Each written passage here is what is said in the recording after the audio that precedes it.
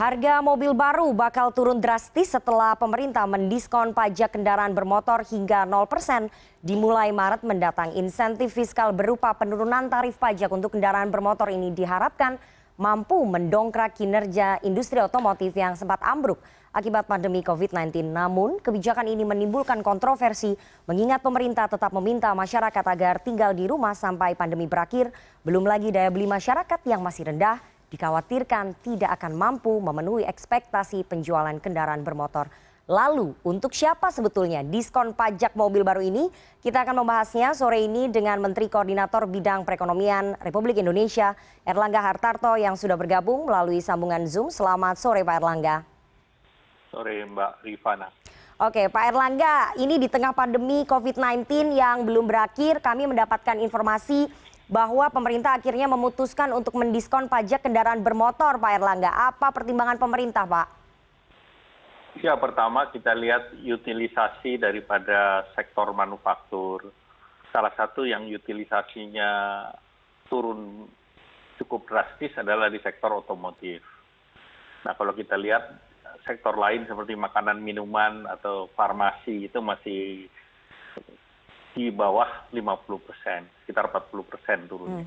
Namun otomotifnya turun 60%. Dan otomotif ini salah satu dari ekspor kita. Yang pertama tentu kita bicara kelapa sawit dan turunannya itu selama pandemi COVID dia naik secara nilai. Kemudian yang kedua, batu bara juga dia relatif aman.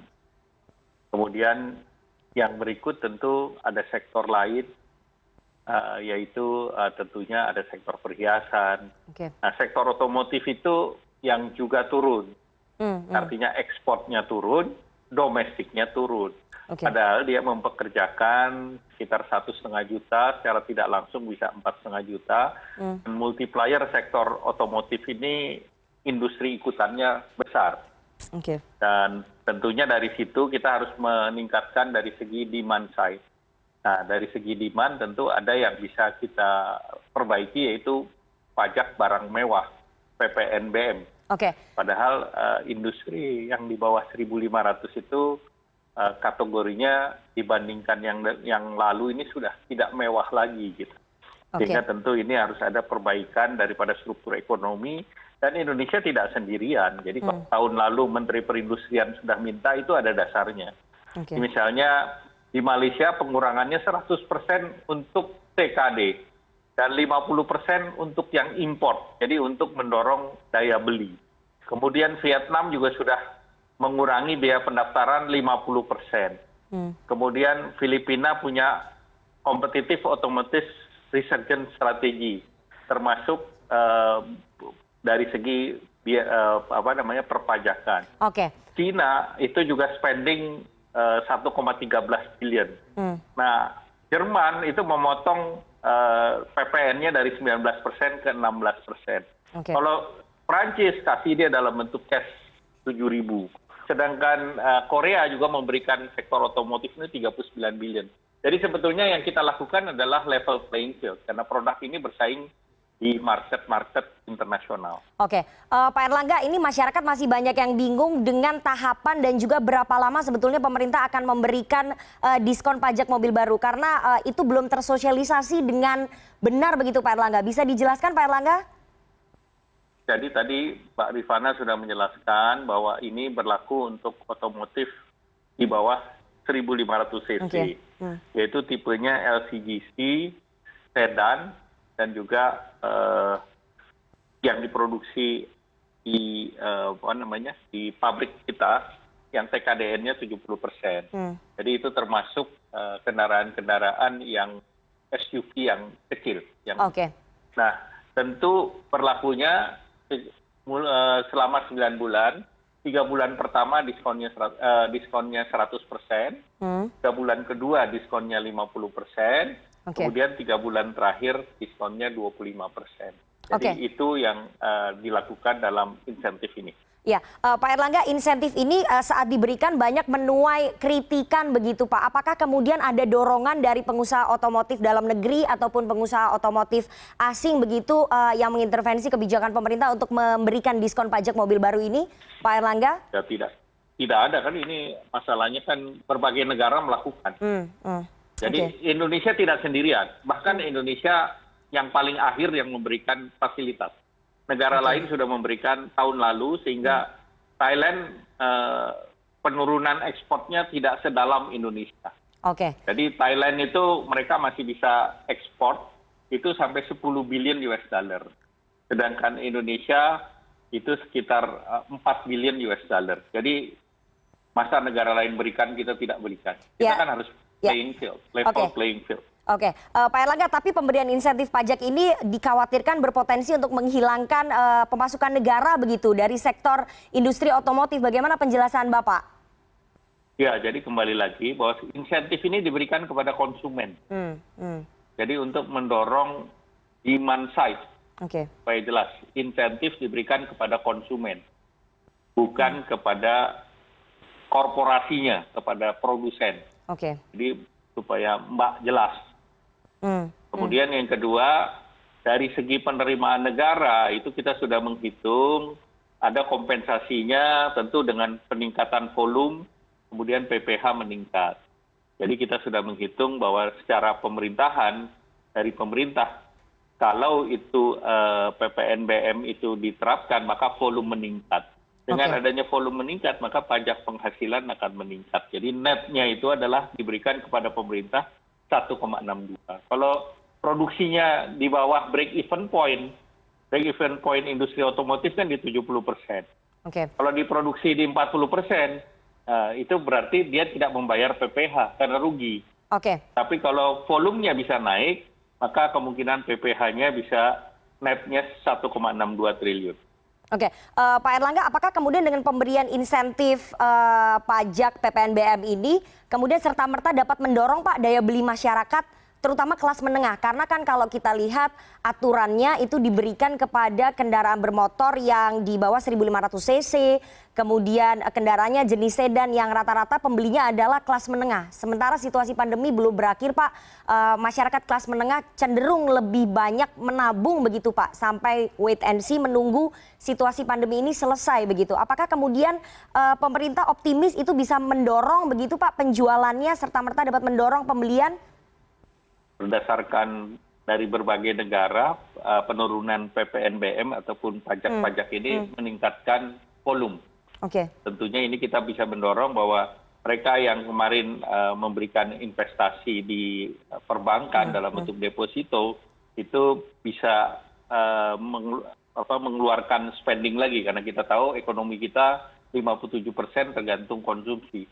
Sehingga ini merupakan stimulan untuk meningkatkan daya beli daripada masyarakat. Pak Erlangga, Anda sebagai Menko Perekonomian sekaligus sebagai Ketua KPCPEN begitu dan juga penanganan COVID-19, ini banyak yang mengkritik Pak bahwa pemberian diskon pajak ini berpotensi untuk menambah jumlah kendaraan bermotor yang berlalu lintas di jalan, sementara kemacetan sudah berlangsung di mana-mana dan juga polusi udara. Di sisi lain, pemerintah juga sebetulnya masih menginginkan dan juga menghimbau masyarakat untuk tetap berada di rumah saja selama pandemi ini belum berakhir. Apakah kemudian kebijakan ini tidak kontraproduktif, Pak? Ya, pertama kebijakan pembatasan mobilitas kan bukan harapannya kita sampai pandemi berakhir. Tentu kita berharap bahwa pandemi ini tidak terus-menerus, ada akhirnya gitu. Sama dengan adanya vaksinasi. Kemudian kedua, pemerintah juga mendorong dan mengetahui bahwa daya beli ini didorong oleh ketersediaan kredit. Nah, ketersediaan kredit ini juga sudah dibahas dengan OJK untuk memberikan kemudahan leasing. Dan leasing itu down payment mobilnya 0%. Kemudian dari segi perbankannya, aktiva tertimbang menurut risikonya juga diturunkan. Sehingga mobil kan kebanyakan orang tidak beli secara cash, tetapi secara leasing. Sehingga leasingnya juga dipermudah.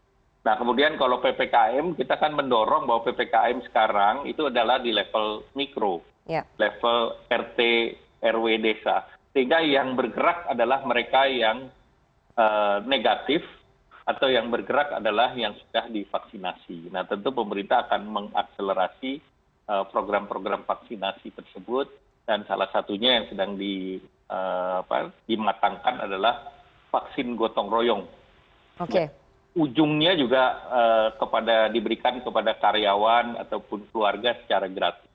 Walaupun pihak swasta akan dilibatkan, terutama ya industri padat karya dan yang lain yang memang membutuhkan vaksinasi yang dipercepat. Oke, Pak, tapi tadi Bapak belum menjawab bagaimana dengan kemacetan yang nanti akan bertambah jika banyak masyarakat yang kemudian memburu diskon ini, Pak, memburu membeli mobil baru dan juga polusi udara.